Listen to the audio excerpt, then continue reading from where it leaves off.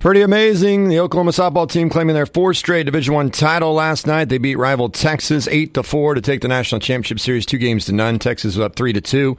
But the Sooners scored 3 in the bottom of the fourth, take a 5-3 advantage. Texas got back to win 5-4 at the tying run at third, and then just one of the most just a brain fart, gigantic brain fart by a Texas player to get tagged out at first after reaching on an infield single.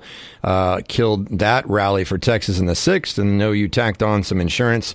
They win it. 59-7 was the record this year after going 61-1 a year ago. Their 8th national title overall, and their 4th straight. First ever women's softball team to get a four-peat, the Oklahoma Sooners, and now they and Texas will head to the SEC. Welcome to Sports Ticket, brought to you by Kiefer Brothers Automotive in Beloit, your home for fast, friendly auto repair. Lots to cover on the show today, but first, we go to Beloit. Beautiful day to play some football. Beautiful day, hopefully tomorrow, play some football. 8-man All-Star games coming up tomorrow on KD Country 94 and 8-man All-Star Game Radio Network. And Dusty's over at practice and has some special guests this morning. Good morning, Dusty.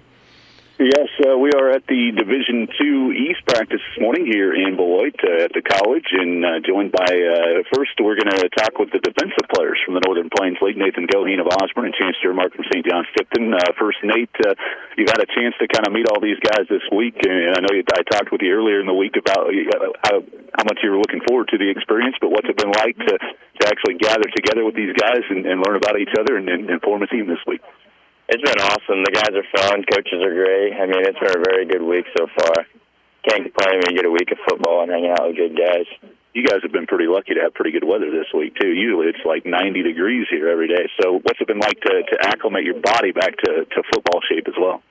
Well, the first few days are kind of definitely harder than the first couple because you wake up and you're sore. Could hardly move. But now it's fun. Just get to fly around all day and feel like I'm in shape again. Representing Osborne one last time here at this game, too, with a long line of all-stars that have played for the Bulldogs. How cool is it to be able to kind of represent that school one last time? It's very cool. I love it. You go in from Osborne. We'll let you get back to your drills here. We'll move over to Chance Jermark from St. John's Tipton here. Chance, you're unique, obviously, too, in the fact that your brother just played in this game last year, so you get to follow in his footsteps and kind of probably knew a little bit about what was coming for you anyway. But what's the week been like for you, and what are some of the biggest things that have stood out so far?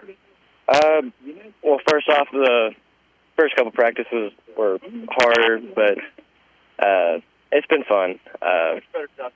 The team's awesome. Players are great. The coaches are great. It's just fun to play with them.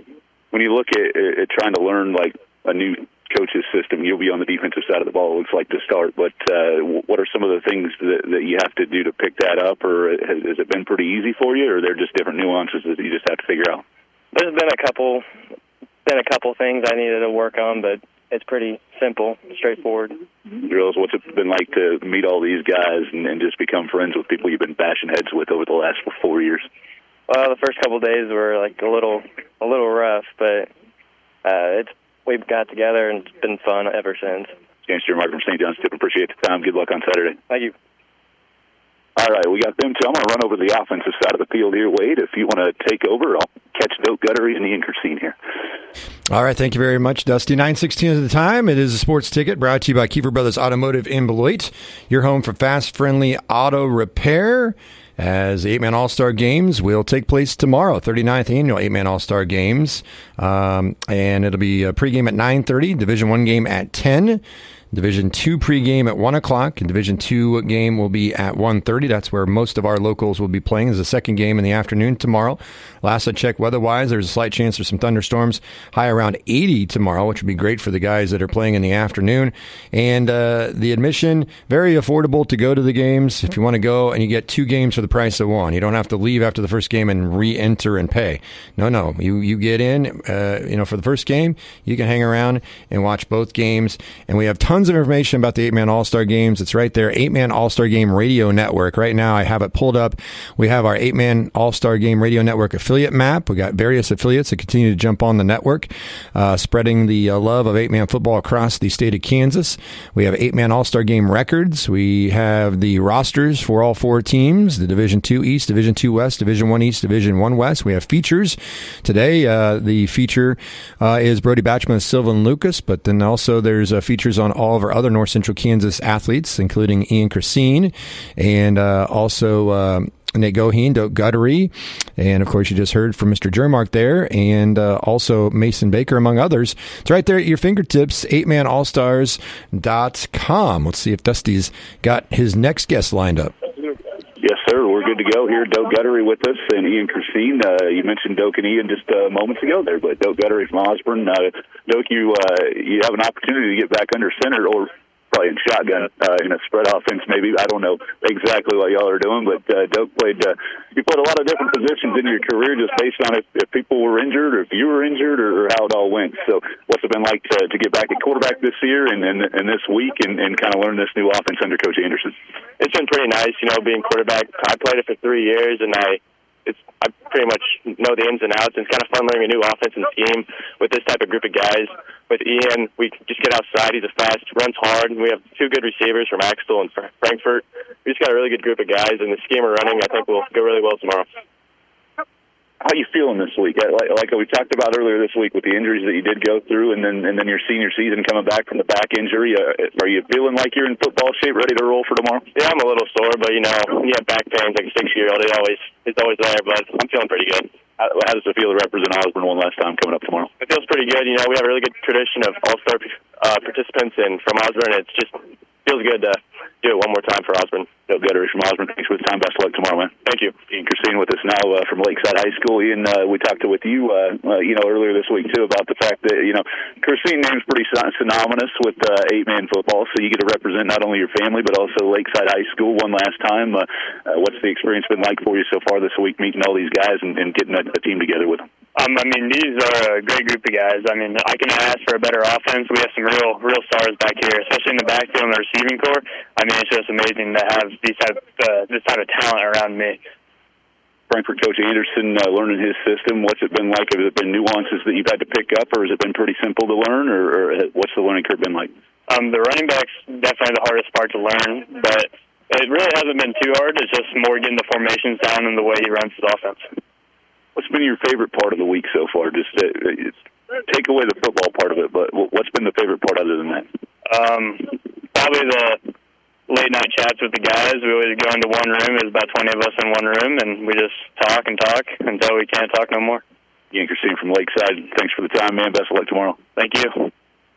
Those are our Northern Plains League representatives from the Division II East squad for tomorrow's game. They'll be playing in the afternoon game at 1:30 with pregame at 1 o'clock on Katy Country 94 and 8manallstars.com. So you can tell that these guys are ready to roll and things are being put in. By this point in time, you're just running drills and making sure you're in shape and good to go, because it does appear that a lot of these guys know just pretty much everything that they're doing, and now it's just about executing coming up tomorrow. Yeah, absolutely. And these kids pick this stuff up very, very quickly. As you mentioned, we talk about that each and every year. And then in regards to the offenses these teams are going to run, it seems like almost every year there's one team that's going to grind it and pound the football, be physical, and then the other team will be airing it out. And there's a contrast in styles, but it appears or sounds like all 4 teams tomorrow are going to run the spread. Now, that doesn't mean they're going to throw the ball every time, but it's that's what the game has become. We talked about pro and then especially college over the years, wide open offenses, and now we're seeing it certainly at the high school level, even at the 8-man level.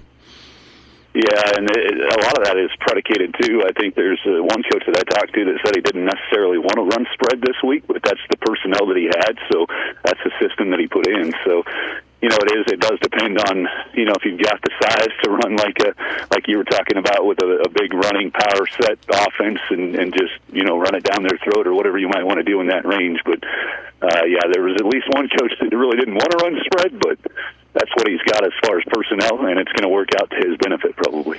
Yeah, absolutely. All right, so what do we think here? I'll be calling the first game tomorrow morning. You'll be on the sideline. Todd Clover will be our color commentator, who will probably try to squeeze in that Oklahoma Sooners won a 4-peat in softball multiple times tomorrow.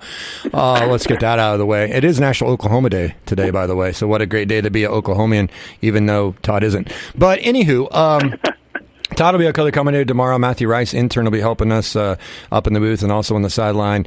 First game, I'll be doing play-by-play. You'll be on the sideline. Then the second game, you'll be doing the play-by-play, and I'll be on the sideline. So what are your thoughts here on these 2 games? Let's start with the one in the morning. What's your quick thought on the Division I game? This one's going to be interesting, I think, because, like you said, a lot of years there's maybe one team that might be bigger and more physical, and that's usually the West. I'm not saying they don't have size this year, but they don't have quite the size that we've seen from the Division I West and some of the teams in the past. So I think it might be, as far as physically, it looks like it could be a pretty good matchup. I haven't... obviously with the numbers and stats and all that, focus as much on the D1 games as I'm doing D2, but they've obviously both of these teams have a lot of talent, and Coach Massey's Linden kids are on this East team, and man, they were so talented here this past season and won a state championship, and the teams in that district with Linden and Madison and Perryville and Chase County, I mean, the list goes on and on of how good their athletes are in the east part of the state. So those guys definitely have talent, and I feel like should have a very, very good team. The west side of things, obviously, with the Wichita County kids, and they will be a physical team and still bring that, I think, intensity that you usually see from the Division I West. Maybe just not as big as they have been in the past, but I know that based on what they look like and what Coach Davian runs at Hill City, that they could have a pretty open offense and could be able to do some really good things. Their quarterback yesterday was super impressive on placing the football, on whether it was deep routes, short routes, out routes. He was looking pretty good yesterday. So that'll be interesting to see how he plays out, and probably out of what I've seen so far, probably the most accurate and efficient quarterback. Again, that's just in practices that we've seen so far. So it'll be interesting to see, obviously, a different style from the Division I West than maybe we're used to. Which quarterback was that? I'm sorry. The D1 West quarterback, and his name's Okay. Was it Morgan? Yeah, Caden Morgan. That's right. Yeah. Okay. From lacrosse. Yeah, he was nailing his targets pretty good yesterday in practice. Oh, hey, that'll be fun to watch. It's the best of the best, no question about that, coming up tomorrow. And then the second game, and that's where most of our locals are. We've got a few there in the first game, but most of them are in the second game. Your thoughts on the second game, the D2 game that begins at 1:30, pregame at 1? This one here, I mean, I think like it's pretty clear that when you look at the talent level in Division II, that when you're looking at the East and you see all these guys from the Twin Valley League, and especially Axtell, who has got 39 wins in a row, 3 state championships. I mean, the talent's off the charts with this the Division II East team. Axtell brings a couple guys that have some pretty big size up front as well that could cause some problems on both sides of the ball. So it'll be interesting to see that. East beat the West last year. I mean, just talent-wise, I think the East probably has an edge here, and with everything that they've got with the skill positions as well that Ian and Doak were just talking about, receivers from Axtell and Frankfort and all the talent that they do have there. So I would definitely give the edge to the East as far as talent's concerned. But, Mitch Engelken from Stafford, the D2 West coach, was talking earlier this week about the fact that they actually had more guys to choose from out west this year, so they feel like their team is a little bit more balanced from top to bottom than maybe it was last year, where they had to kind of just take guys to fill out their rosters. So I know the D2 West will have some really good talent. They got a kid from Mineola that is all Eli Lang.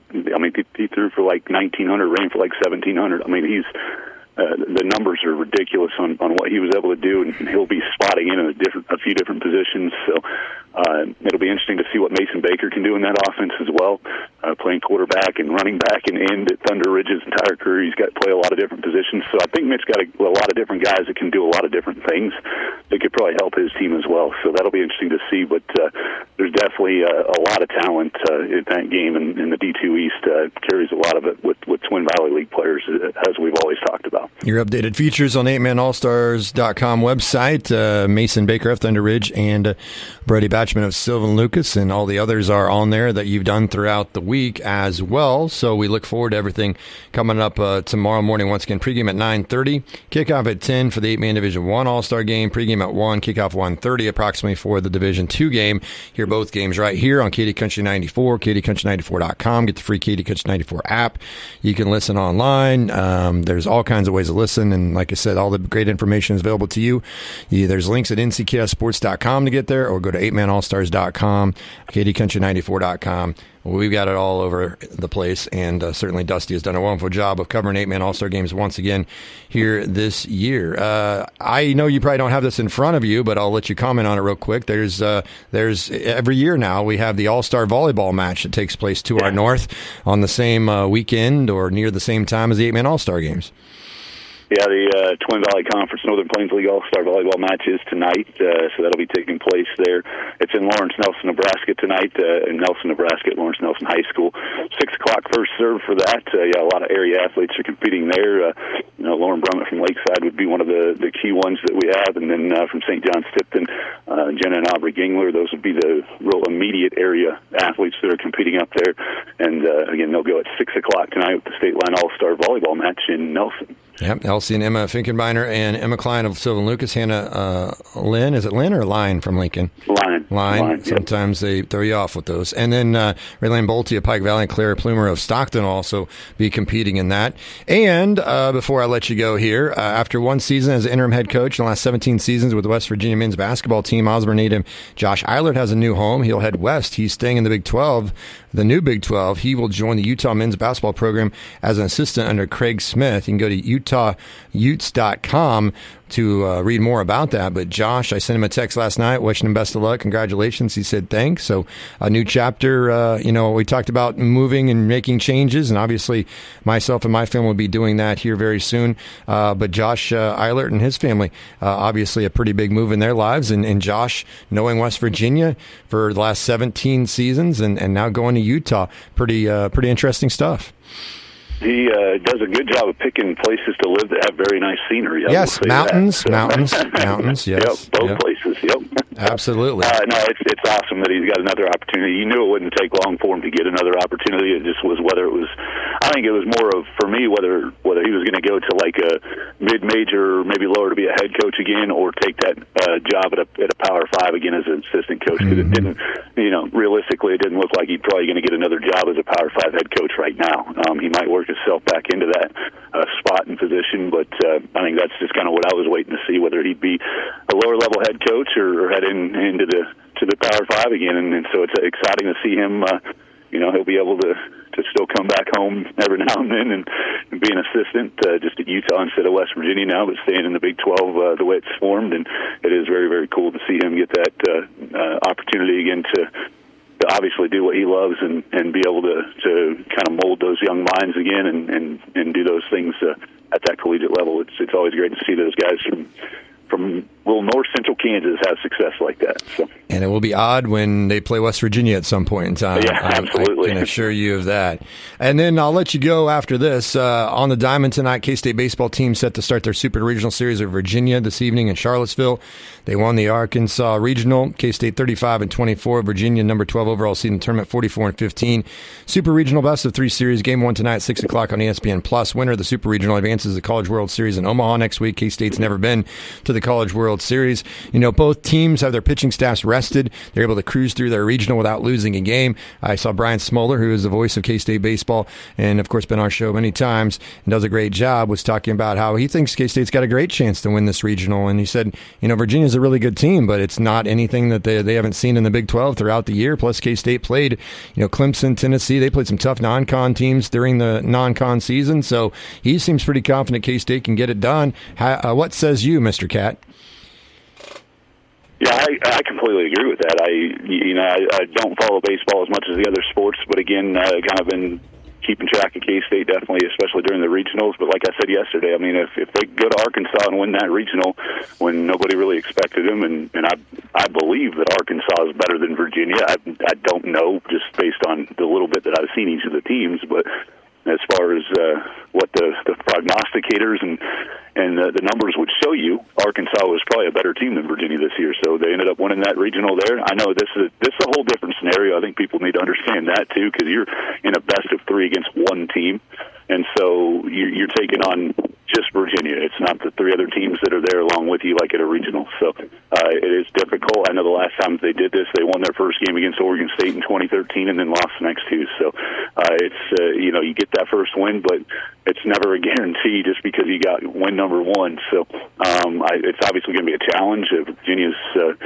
number 12 in the country in the seeding for a reason. So they've got a very good quality team. But, yeah, I totally agree. Why not K-State? I'm probably going to pick Virginia to win it in 3. I think K-State will get at least a game on them. Hopefully I'm wrong and they get 2 and go to Omaha next week. But easily could go K-State's way if they play the right way. And like you said, with what Smoller said, they are definitely battle-tested. And we knew that going into the tournament. So that'll be interesting to see. But probably slight edge to Virginia, and that's only because they're hosting this thing probably. I'm all in. K-State in 2. Don't even need the third one. Let's go. I'm in. I like it. Smoller's got me fired up. I mean, they're the underdog. Virginia's got the pressure on them, and I think K-State's going to the College World Series for the first time in school history. Now watch, they'll lose 2 in a row and get blown out, and I was wrong. So hopefully I'm not the kiss of death for K-State baseball fans out there, but they'll definitely have a lot of fans cheering them on down in Charlottesville, no doubt about it. Dusty, fantastic job as always covering 8-man All-Star games, and we haven't even got to the games yet, but there's lots of preparation, lots of things to cover throughout the week. So great job as always to you, and we look forward to the games coming up tomorrow on the 8-man All-Star Game Radio Network.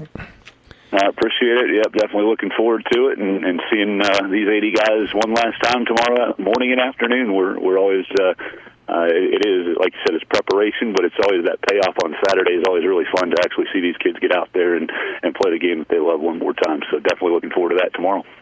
That's Dusty Dine, Sports Director, reporting for the 8-man All-Star Game practices in Beloit. Thank you very much, Dusty. So we move on here in 30 seconds. We'll take a look at the Royals as they get a big win yesterday. I'm Elijah at Kiever Brothers Automotive in Beloit. Did you know that we sell tires? We also perform alignments and all the other services that go along with them. We handle all the top brands. Extras like road hazard warranty, complimentary tire rotations, and complimentary tire repairs are available for purchase on most tires. Right now, we are offering $80 off when you buy a set of 4. Call or stop by Kiever Brothers Automotive for fast, friendly tire services today. Find us just south of the courthouse in Beloit or on the web at KieverBrothers.com. And there's a line drive base hit into right field. Brennan's throw will arrive late, and Kyle Isbell drives in his second run, and the Royals lead for the second time today. That RBI hit by Kyle Isbell put the Royals up 4-3 in the 8th inning. They go on to win by that score yesterday afternoon in Cleveland. So it was a short 2-game series because the middle game was rained out, and the Royals split the 2-game set against the first-place Guardians in Cleveland. The Guardians now have a 4-game lead over the Royals in the AL Central. Vinny Pasquantino put them up 1-0, RBI double in the first, and then the Guardians went up 3-1, but it was the Royals this time rallying to win. Hunter Renfroe, Kyle Isbell drove in runs in the 6th to tie the game, and then the game-winning RBI by Isbell. Brady Singer gave up 2 earned runs on 9 hits, just 3 2/3, got a no decision, and using 5 relievers, James MacArthur finished with a 1-2-3 ninth for his 12th save, and after the Royals blew a 5-0 lead in the first game of the series and couldn't hang on, it was the Guardians that had the 3-1 lead, and it was the Royals' turn to rally and end up winning the ball game. And Matt Cachero, manager of the Royals, on Kyle Isbell, coming through in some key spots for his team yesterday. Izzy played a good game. You know, he had the really nice catch in left center. He had that play right there, or the hit. You know, and we got to think too that it's not been easy for him this last month. I mean, he's going out there competing at a high level, and he's been pretty beat up physically, mentally, all those kinds of things. So I'm really happy for him that he was able to come through there. So the Royals are now 37-26 with the win. Guardians dropped to 40-21, but as I mentioned, still have a 4-game lead on the Royals in the AL Central. The Royals return home, start a 3-game series with the first-place Seattle Mariners. They lead the AL West by 5 games. They're the only team in the AL West with a winning record. The Mariners are 36-28. First pitch tonight, 7:10. Daniel Lynch gets a start for the boys in blue. He's had 3 appearances, 2 spot starts, ERA 1.50, has no record. If you don't know, Michael Wacha, free agent pitcher they picked up during the offseason, he has a left foot fracture, so he's on the injured list. So Daniel Lynch slides into that 5-man rotation for the Royals and has been pretty solid in some spot starts so far this year. Well, so the Royals are doing well. The Chicago White Sox not so well. After losing to the Boston Red Sox 14-2 last night, the White Sox pushed their current losing streak to 14 games in a row, which breaks a tie with their 1924 club and sets the franchise record for consecutive losses. They're out-hit in the game last night, 24-4. Overall, the White Sox have lost 18 of the last 19. They haven't won consecutive games since the mid of May. Their latest loss drops the White Sox to 15-48 on the season. Winning percentage is .238. about 24%, puts them on pace for 123 losses, which would set the modern record for losses in the season. Additionally, the White Sox have what's easily the worst run differential in Major League Baseball at minus 152. So what I'm trying to tell you is the White Sox are bad, very bad. Royals have been on that side of things, and now it's nice to be 11 games above 500, second place in the division, and right now if the season ended, they'd be a wild card team. Scary situation for the Chiefs yesterday. Chiefs defensive lineman B.J. Thompson was described as unconscious but in stable condition overnight after he suffered a seizure and went into cardiac arrest at the team facility. Thompson's agent, Chris Turnage, visited Thompson Hospital and gave an update afterward. B.J. is still unconscious at this point, but he's stable. Vitals are good. His family asked for your continued prayers. And Jeremy Fowler reporting today that doctors are optimistic about B.J. Thompson's recovery. He was in a special teams meeting yesterday when he suffered a seizure. Chiefs medical staff treated him immediately. He was then transported by ambulance to a nearby hospital. Chiefs canceled their practice yesterday. They will practice and have media availability today. Thompson is a fifth-round draft pick from last year who played in one game as a rookie. So we hope that B.J. Thompson will be just fine and have a full recovery. Very scary situation there for the Chiefs yesterday and for B.J. Thompson. This is now 8 straight wins for Boston in these playoffs. They're 13-2. A great team effort at both ends. The return of Kristaps Porzingis, a huge impact. Celtics led by as many as 29 in the first half and beat the Mavericks last night in Game 1 of NBA Finals in Boston. Mavericks fought back, clawed their way to within 8, but the Celtics pull away, win by 18, 107-89. All 5 starters scored in double figures for the Celtics. Jaylen Brown led the way with 22, but Kristaps Porzingis off the bench after not playing for 38 days. And we said a few weeks ago, if Porzingis plays, the Celtics probably need Porzingis to win a championship. If he plays like he did last night, this is going to be a quick series. Porzingis off the bench in just 21 minutes had 20 points, 8 of 13 from the floor. He had a few block shots on defense with 3 blocks. Luka Doncic had 30. But needed 26 shots in the loss. And Kyrie Irving, who used to play for the Celtics, he and the teams he's played for have now lost 11 straight games to the Celtics. Kyrie was held to 12 points on 6 of 19 shooting. He was 0 for 5 from three-point range, so not a good game for Kyrie in his return to Boston. Celtics are up 1-0 in the best-of-7 series. They will host Game 2 coming up Sunday night. So we have 2 days in between Games 1 and Games 2. I don't like how the NBA does their final schedule or their playoff schedule, but it is what it is. They'll definitely be well-rested. Load management for every player and coach. 7 o'clock tip-off on Sunday between the Celtics and the Mavs. And that'll be in Boston. French Open women's final is set after the semis took place yesterday morning. Number 1 seed Iga Swiatek eliminated third-seeded American Coco Gauff in straight sets. Number 12 seed Jasmine Paolini is on to the final with a straight set win over Mira Andreeva. The men's semis will take place this morning. Of course, Novak Djokovic, number 1 player in the world, had to withdraw there during the tournament due to a torn meniscus in his knee. So number 2 seed Jannik Sinner will face number 3 seed Carlos Alcaraz. Number 4 seed Alexander Zverev takes on number 7 seed Casper Ruud. And that's an update on the French Open that is winding down at Roland Garros.